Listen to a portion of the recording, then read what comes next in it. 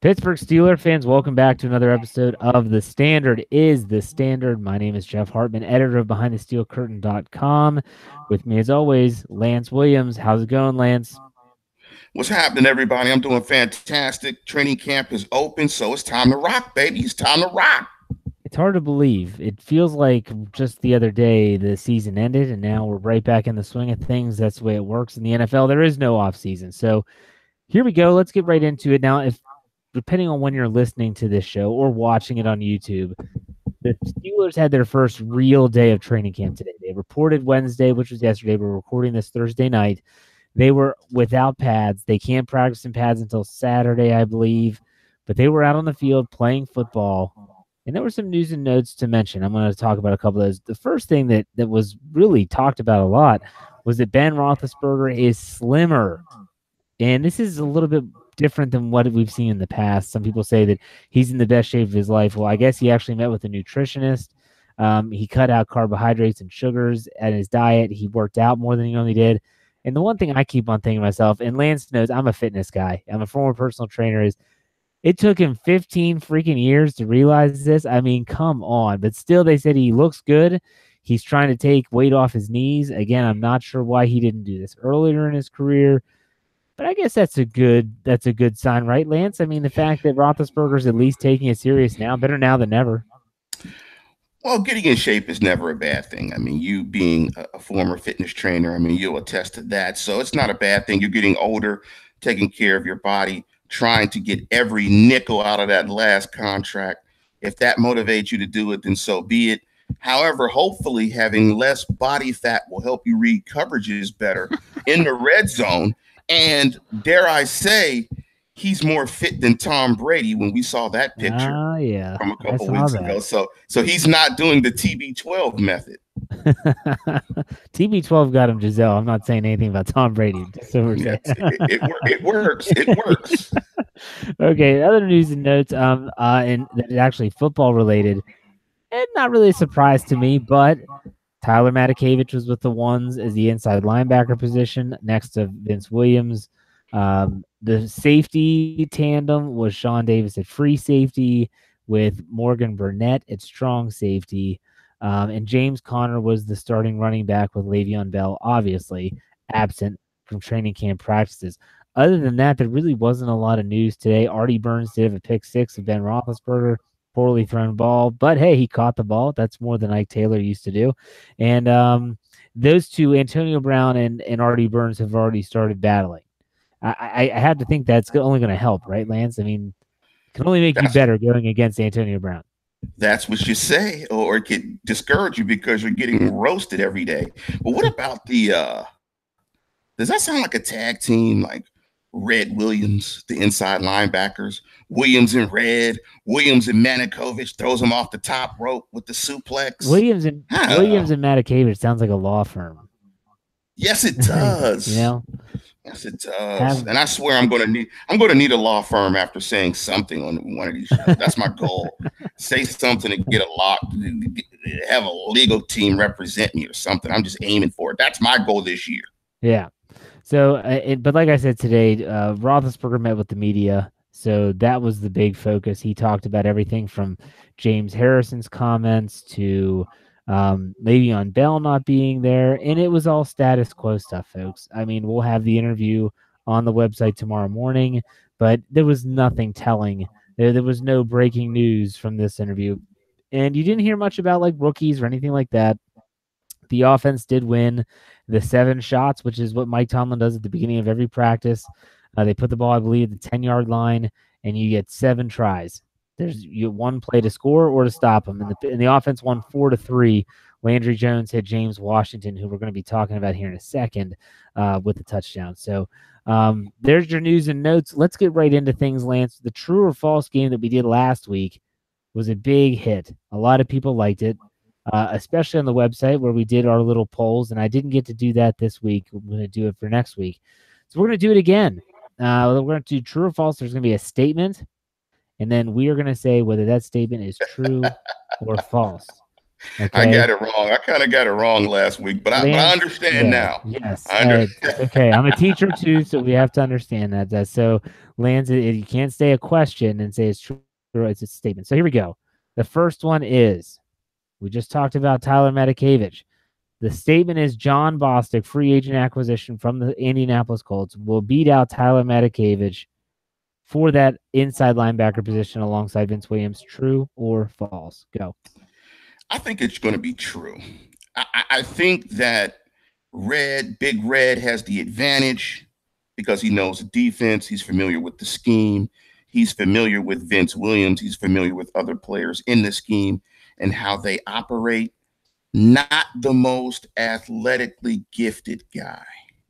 And because of that, I think that the coaching staff will be willing to allow Bostic to make some mistakes because he's the more physical and more athletic player. Because I typically do a rewatch of the previous season. And the one thing I came away with, and I've gotten through the first 5 games, and the game that stood out to me the most in those first 5 was the Raven game, and just how many plays that Ryan Shazier made to win that game. And I just came away thinking they're not going to replace that guy.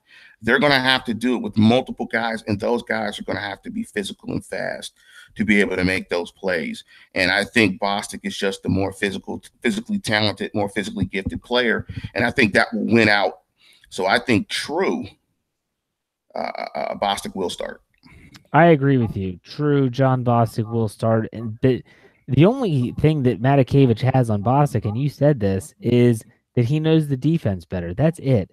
There's no other category that I think he is truly better than Bostic. And if you watch Bostic's film, Bostic gets to the football, he runs downhill. He's a very good tackler. Pro Football Focus pointed that out. He had one of the highest inside linebacker grades in terms of tackling percentage last year.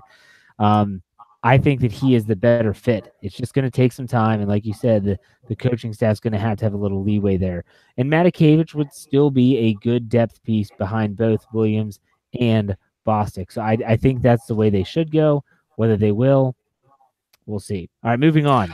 Go ahead. Do you want to say anything? Let me add one more note to that. If you guys remember last year, that Matakevich made the outstanding play to block the punt to set up the touchdown against the Browns. So I think if you take him off those special teams units, maybe you weaken those units as well.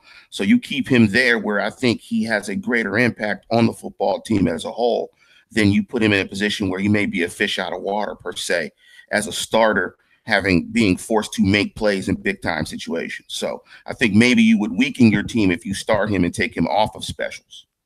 That's a good point. That's a very good point. Very valid. All right, next one.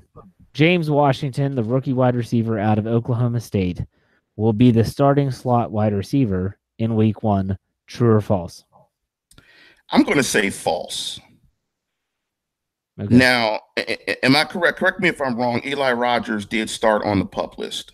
He is on the PUP list, but he did sign that 1-year deal on Wednesday. So I'm assuming if he signed the 1-year deal, that they're being cautious by putting him on the PUP list. And for the reasons that we talked about, why Matakevich might have an opportunity to beat Bostic out as a starting inside linebacker, are the reasons why I think Eli Rogers will start in the slot. I think when you play slot receiver, you have to be on the same page as the quarterback. I think Washington is the more physically talented and gifted player. From his tape in college, you see his ability to high point the football and get deep. But I think as a slot wide receiver, you have to be on page, and your quarterback has to be comfortable with where you're going to go and be. And he has to know it. And he has to, and those are tight snap throws. And I think because of the comfort level between Rodgers and Ben Roethlisberger, I think Eli Rogers will be the starter in the slot. I am too going to say false, but for a completely different reason. And that's because I think he is going to be the starting, I don't know, you call it the Y, X, Y, Z, one of those receiver positions out there, whatever. He's going to start outside. He's not going to be a slot guy. He could play the slot, but that's not why they drafted him. Juju Smith-Schuster is going to start in the slot. Antonio Brown's going to be on one side, and James Washington is going to be on the other. Eli Rogers is nothing but a depth piece. And that goes with Marcus Tucker if he wins the job, or whoever else you want to talk about. I think that James Washington is going to be a starter in week 1, but it's not going to be in the slot, which was the statement. It's going to be on the outside. Like you said, he's a deep threat. He high points the ball well. He wouldn't. Juju Smith-Schuster already has that connection with Roethlisberger, even only after one season. And that's where he loves to play. He said this in the offseason. He loves the slot. He loves the physicality of it. He loves decleating Vontaze Burfict. So why take him out of there if that's where he could really do some damage? So that's what I think. You agree or disagree? That's a great point. That's a great point. I think that point is more valid than the one I brought up. But since you talked about being a teacher, I'm going to teach you. Yeah, please tell me the position. And the audience very simply, and I taught my brother about it. Simply, when you look at the alphabet, you look at the letters X, Y, and Z. Where is Z? It's in between X and Z, correct? Y is between X and Z. Exactly. Y, I said it wrong. Y is in between X and Z. That's how you remember it. X and Z are on the outside, Y is on the inside. That's it. That's the easiest way to remember it. X, Y, Z. That's pretty easy. Gotcha. Well, hey, you learn something every day, folks. But hey, we both think, I think James Washington will play in week 1. I think he's that good. And I think and this is going to lead us into our next one, which I think we're going to have a disagreement on this. I think he can replace what Martavis Bryant did in 2017. I thought Martavis Bryant had a crappy 2017, and he was nothing more until I can think of a few games where he actually showed up on tape. And then when he did, we're talking 1 or 2 plays. That's it. He was a distraction. He was someone that would take the defense away from Antonio Brown. I think James Washington could do that. It's not going to be immediate, but eventually I think could. So that's the next statement is Martavis Bryant's time in Pittsburgh was overall a bust. True or false? I'm going to say false. And I'm going to use a player who I have coined El Busto, Jarvis Jones. The reason why he was not a bust, one, you have to take into account of his draft grade. And correct me if I'm wrong, it was a 3rd-round draft pick. Now, 4th-round draft pick. 4th-round draft picks obviously don't come with the level of expectation of 1st-rounders. So you have that there. Secondly, if I'm not mistaken, Jones did not get 10 sacks in his Steeler career. I'm going to say like 7. Yeah. 1st-round draft pick, 7 sacks. That's a bust. What Martavis Bryant was a disappointment because he was a guy that did average close to 20 yards per catch as a rookie. Yep. I mean, that's high level production. I mean, people don't do that. Jarvis Jones at no point in his NFL career ever flashed the potential to where a team would keep you on the roster after all of the numbskull sucker move stuff that Martavis Bryant did over the course of his career with the Steelers. So given the patience that they showed him, given his production as a rookie, he was not a bust. He was just, unfortunately, a knucklehead and a disappointment.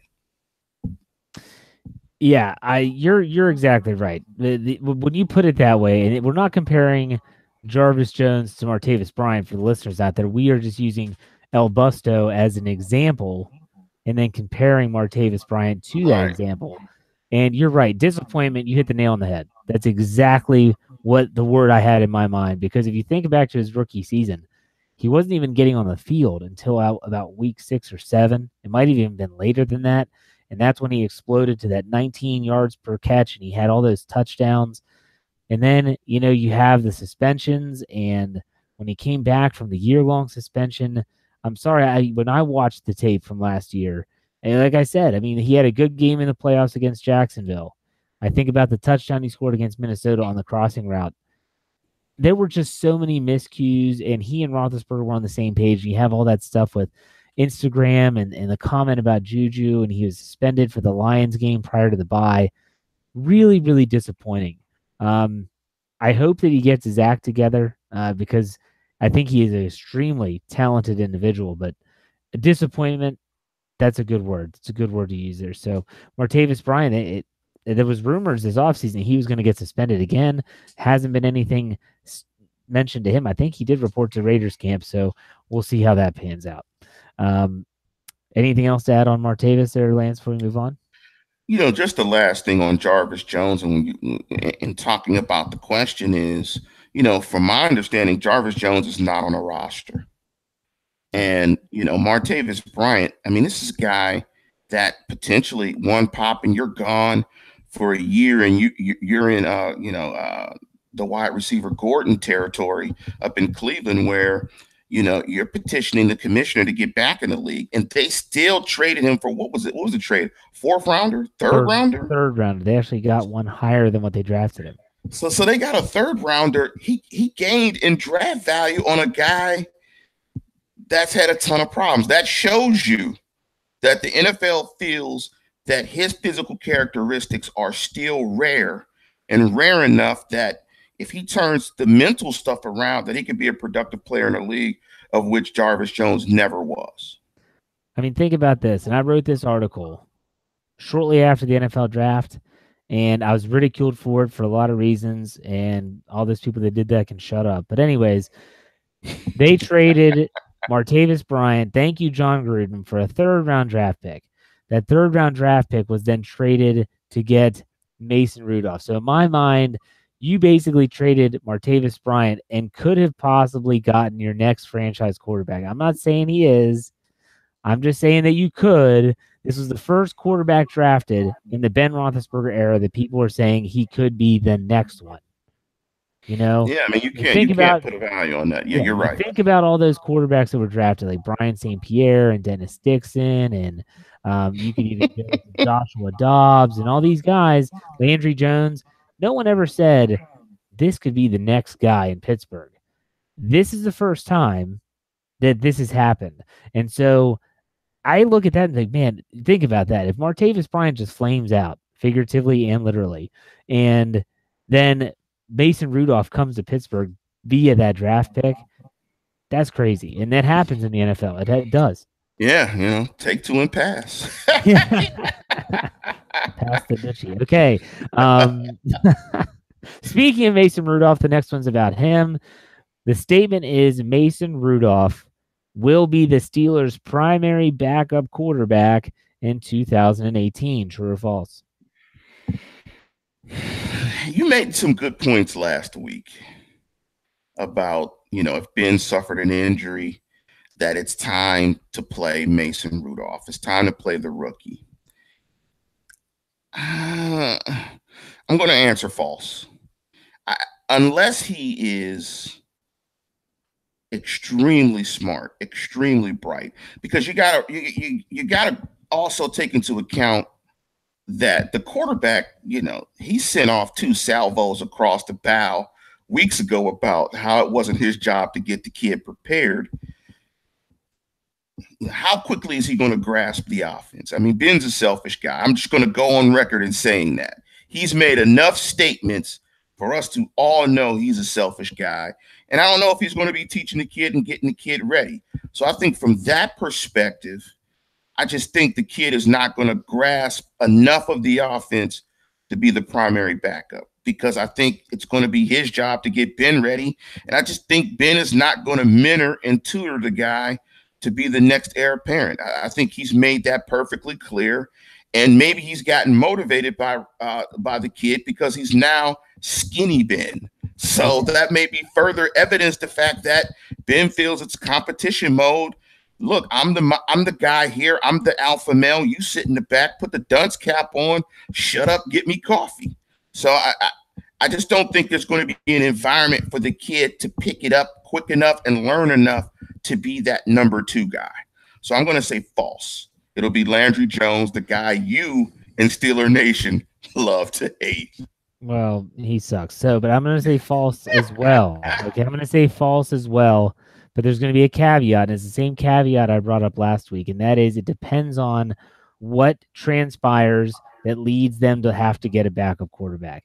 If Ben Roethlisberger goes out in week 1 and gets rolled up on and it's an ankle, he's out for 2 to 3 weeks, Landry Jones is your guy, because Landry Jones could potentially win you 2 or 3 games with the talent that's around him. That's just fact. If Ben Roethlisberger gets rolled up on, tears an ACL, MCL, PCL, his whole knee is just shot, and he's done for the year, that's when I say you play Mason Rudolph. I think Mason Rudolph is smart enough. I think he has the moxie needed to go into the huddle and not bumble around with the verbiage. He knows how to lead. He's a good quarterback. He has his warts, just like all those rookies do. But I think he's capable of winning you football games with the talent that the Steelers have. So again, I think it's false that Landry Jones will be the number 2 when they leave camp and go into week 1. And that's because for some ungodly reason, they trust that guy. I wouldn't trust him to save my life. But anyways, I think that if Ben Roethlisberger's lost for the season, then they should definitely go by the way of Mason Rudolph. Let me add something briefly to that. First of all, I love the word moxie. Yes. You know the reason why I love the word moxie? Because moxie means whatever the hell it means to whoever says it. Moxie is whatever. It doesn't matter whoever. He's got moxie. What does moxie mean? He just has it. Yeah. So moxie is typically followed by it, that it factor. Like, what the hell is that? Hey, moxie. But to your point about Ben suffering an injury, it'll depend on when. Because if they're late in the season and they're in the playoff stretch drive, let's say they're week 10 and they're in the mix. Let's say they're week 10, they're 7-3. You know, Baltimore's 5-3, and they got like 6 games to go. But they're still in first place in the division, and they have an opportunity to still get a seed or whatever that stuff. They'll still throw Landry Jones out there. Yeah. It depends on, it's early in the season. If Ben takes a catastrophic injury week 4, I could see your scenario playing out where they play him the next 12. It's a competition early, and then he'll get the job. And a lot of this is going to be predicated on the preseason. And that's why for the first time in a long time, I'm not excited is not the word. But no, I'm not. Hold on, stop for a second. There's a reason why I actually am thinking this preseason game, there's actually something that I am interested in watching. I don't care about the outcome, but I do want to see how Mason Rudolph looks. I know how Mike Tomlin's already going to do it. The first 2 weeks, Landry Jones is going to play the first quarter, and then he'll play Joshua Dobbs in week 1 for the second and part of the third, and then he'll play Mason Rudolph in the rest of the way. And then in week 2, they'll flip him. Landry will play a quarter, and then he'll play Mason Rudolph, and then it's just how he's going to do it. I guarantee you that's how Mike Tomlin handles the situation. But I want to see how he handles it. How does he throw the football? Does he look comfortable? Does he look lost? I mean, when Joshua Dobbs went into the game, I think it was against the Giants last year in week 1 of the preseason, he looked like a chicken running around with his head cut off. And I remember thinking, holy crap, this guy's lost. I don't want to see that with Mason Rudolph, because if I do, then that means that all this talk, all this hype was for naught, because he's not even close to ready. Hey, listeners, don't let the boyish looks fool you. Jeff's lying. Jeff's lying his ass off. Jeff is not watching the second half of any preseason game. I have to. It's part of my job. I have to write the recaps. I can't just make it up. Jeff's going to pull the writers. How'd you guys think about the second half? Jeff's got 5 kids. I'm going to tell you the one thing Jeff is not doing, watching the second half of a preseason game, especially week 4. I had to tell on you, Jeff. Come on, man. We're an honest program. I'm going to tell you, he's not watching it, listeners. He's not.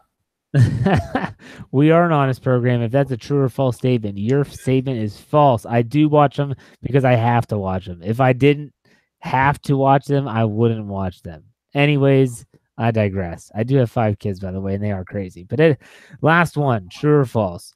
Terrell Edmunds. No one's talking about this guy. Let's be honest. I haven't seen. He just signed his contract on Wednesday. Terrell Edmunds, number 1 draft pick, Virginia Tech safety. Terrell Edmunds will start in some way, shape, or form in week 1. True or false? This is an interesting one. And I asked the question. It's kind of a T/F. Because who else are they going to play at safety if they play dime?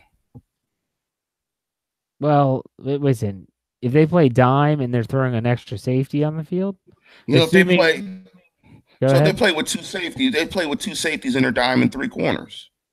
Right. They play with Hilton, Burns, Hayden, and they play with Burnett, Davis. Davis, and the rookie Edmonds. If they play dime, if they go that, they might go with that instead of four corners and two safeties. So Cam Sutton, people have always said that he could potentially go to safety, and he knows the defense.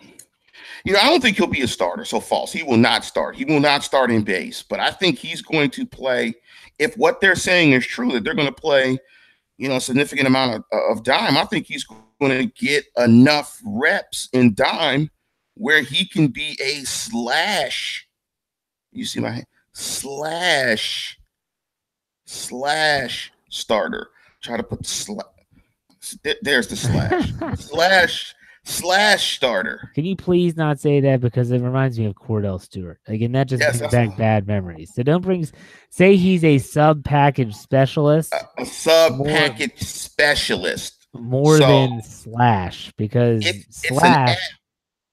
It's an F with a slight T. Okay. I'm going to say false.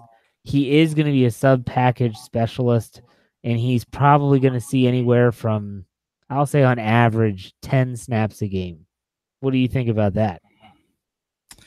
I hope for their sake, he's better than a 10 snap guy, because I think they need a banger back there. They need a banger. They need a physical presence in that secondary to light some guys up. They need a banger. That's what I'd like to see. If he's coming downhill, particularly in the run game, and banging, lighting running backs up and being really good in run fits and sound in that way, and just being a physical presence back there and banging some guys, I think they need that. I think they need a dynamic playmaker on that back end. I like Hayden, but the secondary overall, it's like going to Applebee's. Look at the chicken, the Chinese chicken salad. Yeah. You want to go to Applebee's? Yeah, maybe. Yeah. That's what their secondary is right now. Yeah. Well, so I think they need that guy to be a presence. All right. Hopefully. Okay.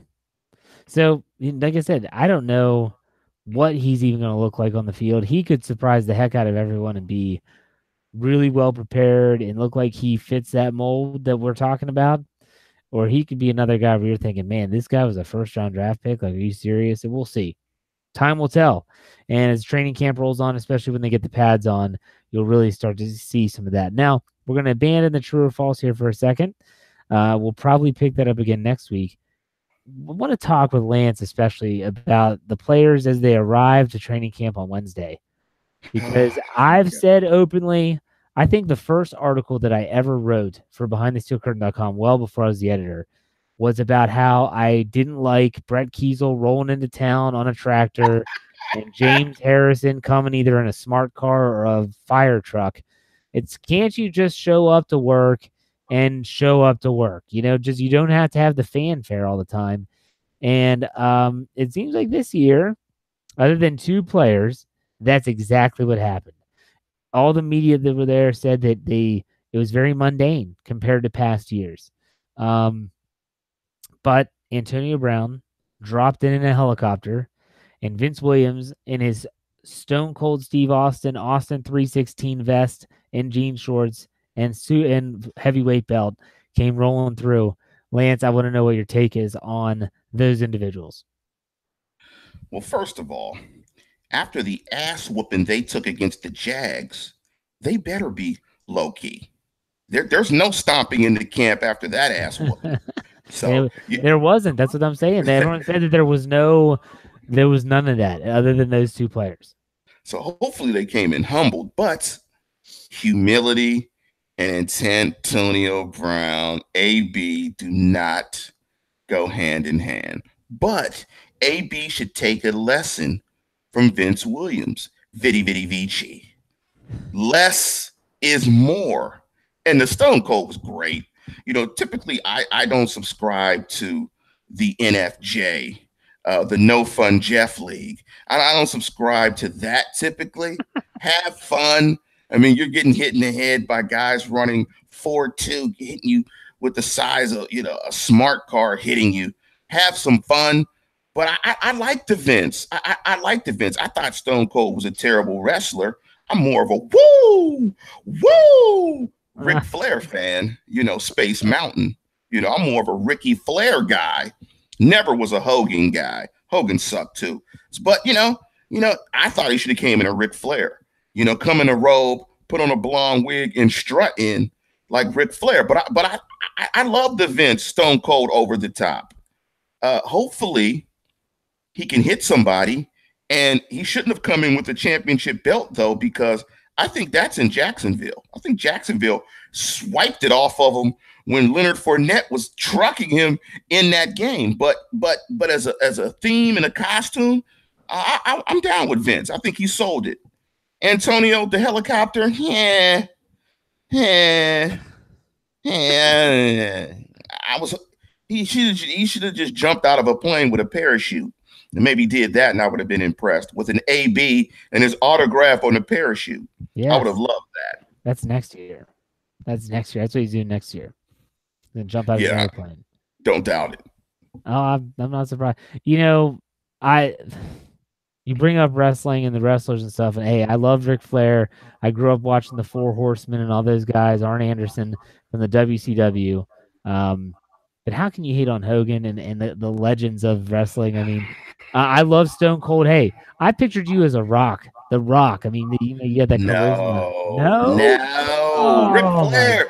Nobody sold a match like Ric Flair. You got to remember, Jeff, I'm a 70s baby, so I know you are. I was watching Rick do 60-minute matches, man. Starcade. Him and Ricky, wasn't it? Him and Ricky Steamboat, 60-minute match, Lord. Blood, sweat, and tears, man. That's why the WCW across sucked. The chest. That's why the WCW sucked. Just saying. Yeah, I wasn't a WWE or WWF. Nah, man, I wasn't down with Vince McMahon. Nah, man. Ric Flair, woo! All right. Tully Blanchard, woo! This discussion has gone sideways for more ways than one. We'll save our professional wrestling talk for our other podcasts, Inside the Ropes, which doesn't exist, but maybe it will now. So Lance, I'm going to give you your soapbox if you want it before we go off the air here for this episode, and we'll be back next week. But go ahead, Lance. What do you want to say? If listeners saw the article on ESPN, I'm sure the article was everywhere. It was about Mike Tomlin's response to James Harrison's comments. Read between the lines, listeners. He said that it was soap opera drama, more of that stuff that's just for you guys. But what he didn't say and what wasn't stated was he read it. He absolutely read it. He absolutely heard all the comments. And if it wasn't what he says, if it's just soap opera drama stuff, trust me, listeners, with camp coming on and camp coming up, there's enough stuff for him to do to have not heard it. But he heard it, and he took some time to digest it and listen to it. And that tells you it meant a lot. So it's not what was said, it's what wasn't said. He paid attention. He definitely paid attention. So that's interesting for Mike Tomlin to reveal that, because typically he wouldn't say that he heard it or anything.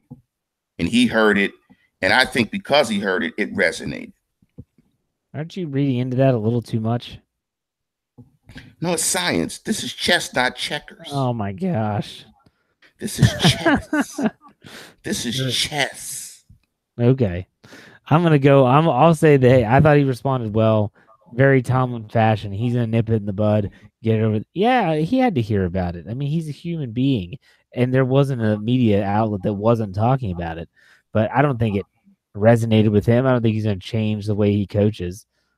Just like Bill Belichick's not going to change the way he coaches because his former wide receiver went down to Miami and is talking about how great Adam Gase is because he's one of the guys and they're too strict and too disciplined in New England. So, it is what it is. Oh, well. Yeah, it is. Here we go. Here we go, baby. So, hey, next Thursday, we should be back on. hopefully having a little bit more meat to talk about in Yeah, a little terms bit of something. the news and notes, and we'll get that to you. But hey, check out BehindTheSteelCurtain.com. The Cam Confidential, all our series is still going on, probably for the next 2 days.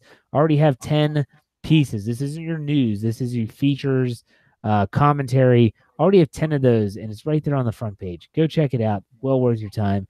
BehindTheSteelCurtain.com for all your Pittsburgh Steelers needs. Hey, on YouTube, BTSC Steelers Radio. Follow us, subscribe, give us a like, comment. We have a little community there. Nice little discussion sometimes. Lance, as always, thanks for your time. We'll see you next time. All right. Peace.